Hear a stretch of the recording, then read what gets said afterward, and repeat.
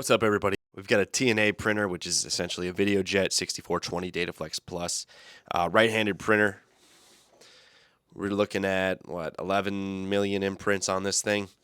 Customer called us complaining about some weird noises happening.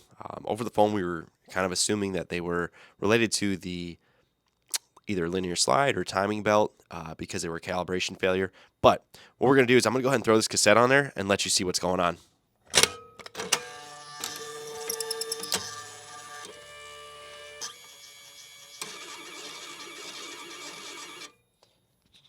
So that noise at the end of that is the motors on the ribbon motors spinning the wrong direction. So they go.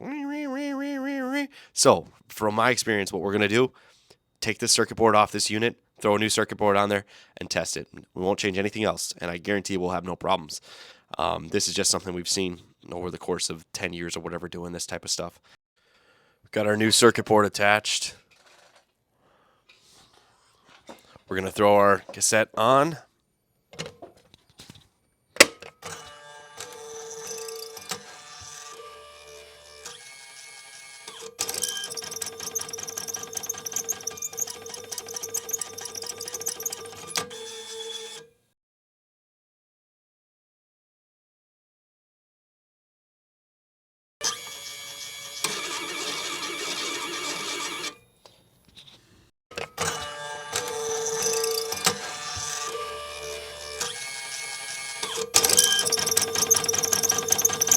So as you can see, no calibration failure there.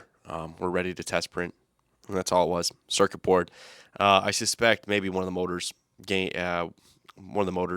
drivers were bad or something like that on the circuit board. Not worth the time fixing that. Just swap out a new one, get going again.